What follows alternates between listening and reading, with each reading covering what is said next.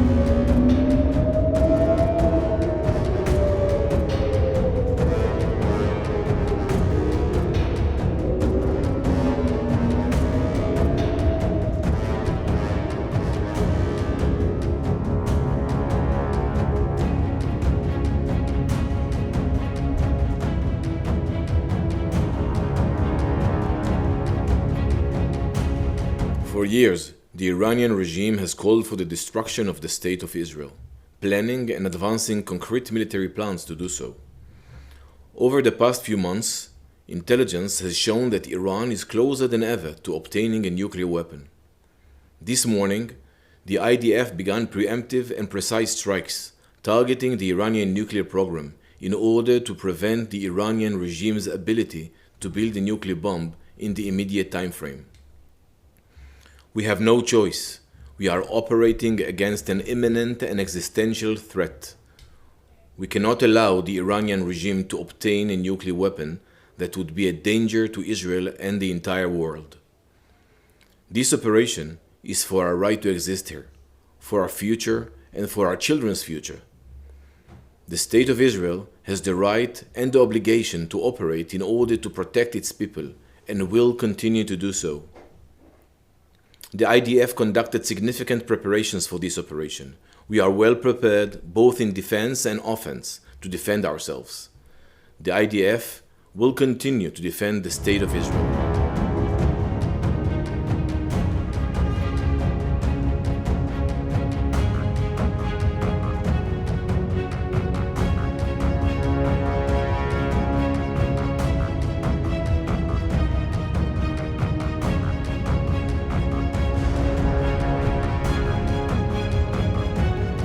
Moments ago, Israel launched Operation Rising Lion, a targeted military operation to roll back the Iranian threat to Israel's very survival. This operation will continue for as many days as it takes to remove this threat. For decades, the tyrants of Tehran have brazenly, openly called for Israel's destruction. They've backed up their genocidal rhetoric with a program to develop nuclear weapons. In recent years, Iran has produced enough highly enriched uranium for 9 atom bombs. 9. In recent months, Iran has taken steps that it has never taken before, steps to weaponize this enriched uranium. And if not stopped, Iran could produce a nuclear weapon in a very short time. It could be a year, it could be within a few months, less than a year. This is a clear and present danger to Israel's very survival. 80 years ago, the Jewish people were the victims of a Holocaust perpetrated by the Nazi regime.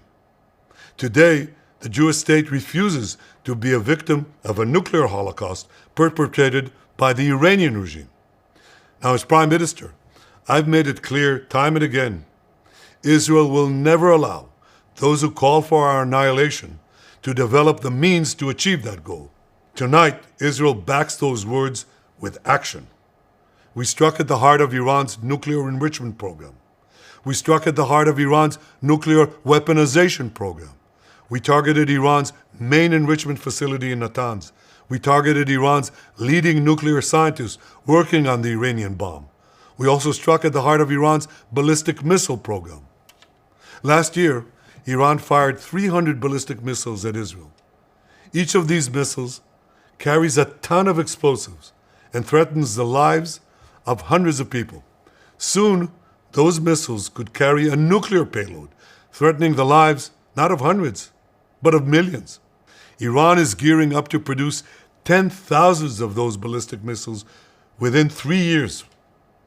Now just imagine 10,000 tons of TNT landing on a country the size of New Jersey. This is an intolerable threat. It too must be stopped.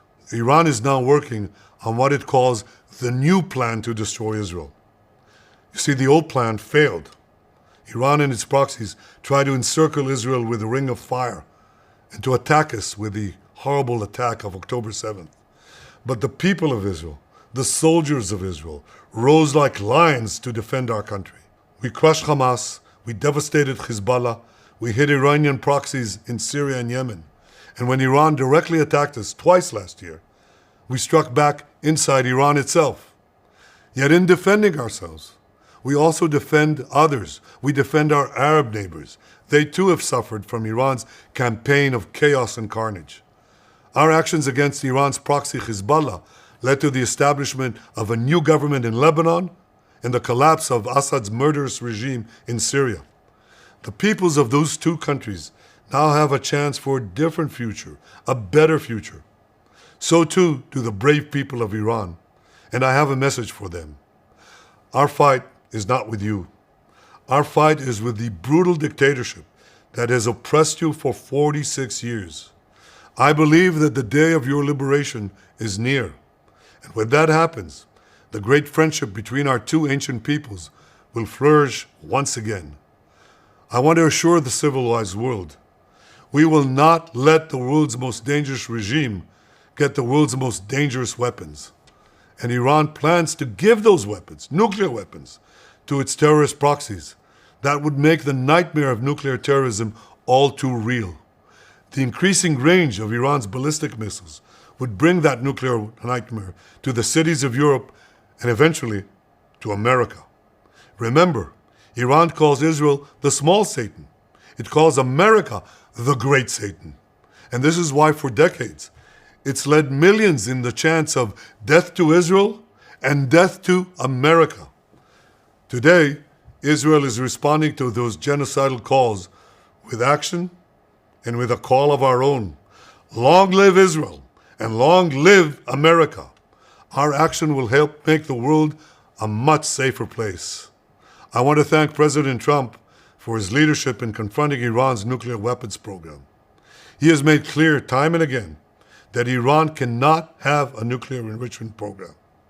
Today, it is clear that Iran is just buying for time. It refuses to agree to this basic requirement of peaceful nations. That is why we have no choice but to act, and act now. The hardest decision any leader has to make is to thwart a danger before it is fully materialized. Nearly a century ago, facing the Nazis, a generation of leaders failed to act in time. They were paralyzed by the horrors of World War I.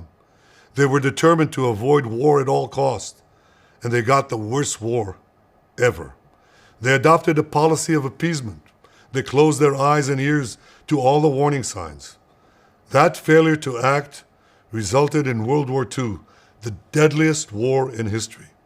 It claimed the lives of 60 million, including 6 million Jews, a third of my people. After that war, the Jewish people and the Jewish state vowed never again. Well, never again is now. Today, Israel has shown that we have learned the lessons of history. When enemies vow to destroy you, believe them. When enemies build weapons of mass death, stop them. As the Bible teaches us, when someone comes to kill you, rise and act first. This is exactly what Israel has done today. We have risen like lions to defend ourselves. Over 3,000 years ago, Moses gave the people of Israel a message that has steeled their resolve ever since. Be strong and courageous, he said. Today, our strong and courageous soldiers and people stand together to defend ourselves against those who seek our destruction. And by defending ourselves, we defend many others and we roll back a murderous tyranny. Generations from now, history will record that our generation stood its ground, acted in time, and secured our common future. May God bless Israel. May God bless the forces of civilization everywhere.